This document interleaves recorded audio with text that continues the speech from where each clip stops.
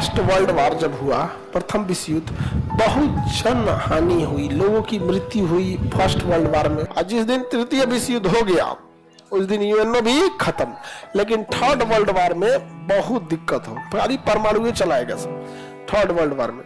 तो अब यूक्रेन युद्ध और इजराइल हमास युद्ध रुकने का नाम नहीं ले रहा है। अभी वो जीत रहा है तो काहे को दूसरे के लिए रुकने गया।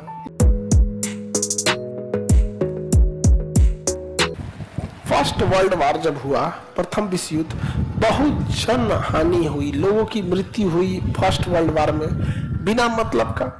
तो जब फर्स्ट वर्ल्ड वार खत्म हुआ तो अमेरिकी राष्ट्रपति वुडरो विल्सन उन्होंने लीग ऑफ नेशन का स्थापना किया 10 जनवरी 1920 को। 10 जनवरी 1920। इस लीग ऑफ नेशन का उद्देश्य यह था कि आपसी देशों में संबंध को बेहतर बनाना ताकि युद्ध की स्थिति न हो। देखिए, जिनसे आपका व्यापार जुड़ा होता है, ट्रेड जुड़ा होता है, कल्चर जुड़ा होता है, आप उससे युद्ध नहीं करते। तो युद्ध कहीं ना कहीं एक होता है। अब जैसे भारत रसिया से युद्ध काहे करेगा? ट्रेड जुड़ा है, हथियार हम वहीं से खरीदते। ईरान से हम काहे लिए दुश्मनी लेंगे? ईरान हम लोग का क्या बिगाड़ा ये बताओ? कुछ नहीं। ईरान इतना अच्छा से हर मुद्दे में भारत का साथ देता है। अपना बंदरगाह हम लोग को देके रखा हुआ है, चाबहार पोर्ट देकर रखा है। पाकिस्तान को काउंटर करने के लिए चाबहार पोर्ट बहुत जरूरी है। तो हम काहे युद्ध करेंगे? तो आपस में जब नेशनल इंटरेस्ट जुड़ जाते हैं ना तो युद्ध नहीं होता है। इसी के लिए लीग ऑफ नेशन बनाया गया था, जो बीमारियों से भी रक्षा करे, आपस में जोड़ के रखे, व्यापार को बढ़ावा दे। लेकिन इसका मुख्य उद्देश्य यह था कि यह दूसरा विश्व युद्ध नहीं होने देगा, क्योंकि यह प्रथम विश्व युद्ध के बाद बना था और इसने बहुत अच्छा काम किया। WHO जो आप पढ़ रहे हैं ना, वो लीग ऑफ नेशन का ही था, वर्ल्ड हेल्थ ऑर्गेनाइजेशन। इसने मलेरिया की दवा को इतनी दुनिया में बांटा कि मलेरिया बहुत हद तक कंट्रोल हो गया। इसने व्यापार को भी बढ़ावा दिया, लेकिन इसके साथ दो गड़बड़ी हो गया। इसमें नियम यह था कि अगर कोई देश इसमें सदस्य बनना चाहता है तो उसे अपने संसद से प्रस्ताव पास करना पड़ेगा। किससे पास करना पड़ेगा? इसका संस्थापक अमेरिका जो था ना, जब वो संसद में गया कि हम भी लीग ऑफ नेशन के सदस्य बने ना, तो अमेरिका के ही संसद से पास नहीं हो पाया। तुम लोग समझा ही नहीं।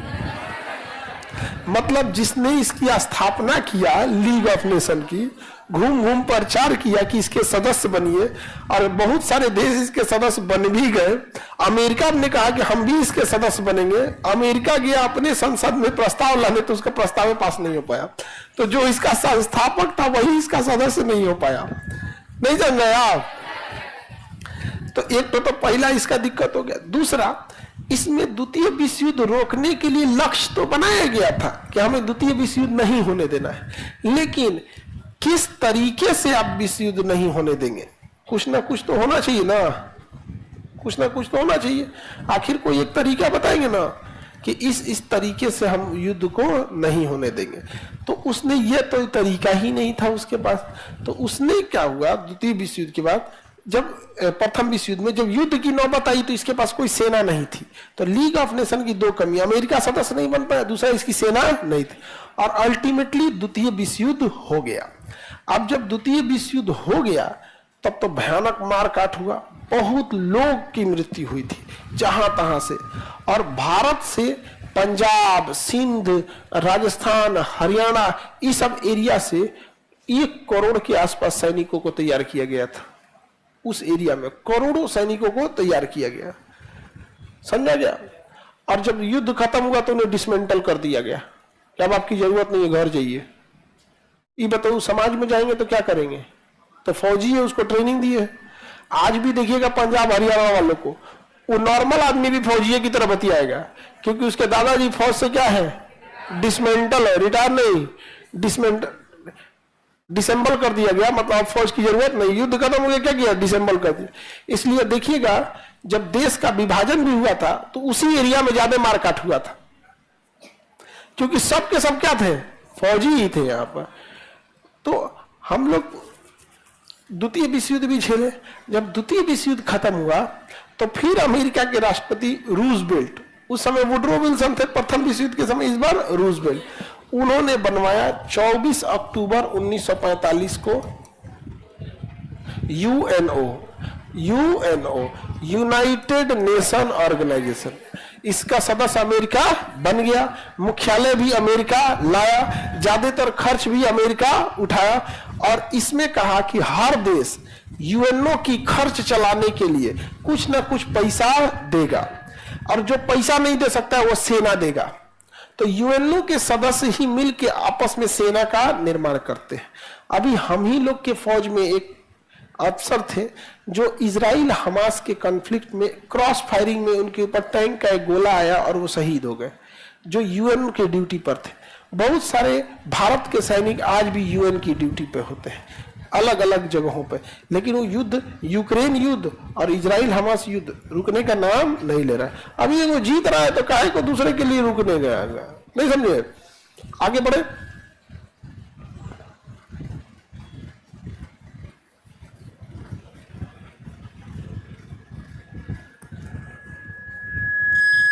आगे बढ़ते हैं हम लोग।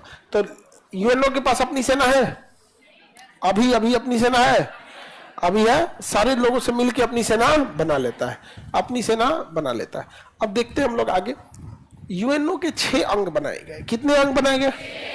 एक का नाम रखा है जनरल असेंबली, जो सबकी बातें सुनता है। एक सुरक्षा परिषद, जो विश्व में शांति लाता है। एक सामाजिक आर्थिक परिषद, जो विकास, दवाई, मेडिकल, संस्कृति, धरोहर को रक्षा करता है। एक न्यास परिषद, जो चंदा इकट्ठा करता है। उसी में एक आ जाएगा आपका अंतर्राष्ट्रीय न्यायालय, बवाल हुआ तो न्याय को सुलझाएगा। और उसमें एक लास्ट में आ जाता है सचिवालय, जो सब में क्या करेगा, कोऑर्डिनेशन करेगा। तो यूएनओ में कितने अंग हैं? यूएनओ के कितने अंग हैं? 6। और यूएनओ में बहुत सारे, कितने अंग है बाबू? यूएनओ में कई भाषाएं भी बोली जाएंगी। कितनी भाषा होंगी? 6। अब इसमें कुछ वीटो पावर होंगे, एक एक करके समझते हैं। तो यूएनओ अभी तृतीय विश्व युद्ध होने दिया या रोक लिया है? और जिस दिन तृतीय विश्व युद्ध हो गया उस दिन यूएनओ भी खत्म। लेकिन थर्ड वर्ल्ड वॉर में बहुत दिक्कत होगा, खाली परमाणु चलाएगा सब थर्ड वर्ल्ड वॉर में। तो अब युद्ध की ओर धीरे धीरे बढ़ रहे हैं सब। कोई नहीं बढ़ रहे हैं सब बाबू, आपके नजर में ऐसा लग रहा है। आप देखो, प्रथम विश्व युद्ध में जो लड़ा था आज भी वही लड़ रहा है, द्वितीय विश्व युद्ध में भी वही लड़ा और आज भी वही लड़ रहा है। नेपाल न प्रथम विश्व युद्ध में कुछ किया, भारत न प्रथम में किए, न द्वितीय में, न तृतीय में। हम लोग शांति कराएंगे, लोग हम लोग सबसे सही है, हम लोग क्या कराएंगे? शांति। कौन लेगा अपने ऊपर बवाल? तो यूएनओ का मुख्यालय कहाँ है? अब यहाँ बहुत सारी भाषाएं बोली जाती है, पूरी दुनिया से लोग आएंगे। 193 देश है यूएनओ में। कितने देश? अब आपको क्या लगता है 193 भाषा कोई समझ पाएगा? तो इसमें 6 भाषाओं को मान्यता दिया गया है।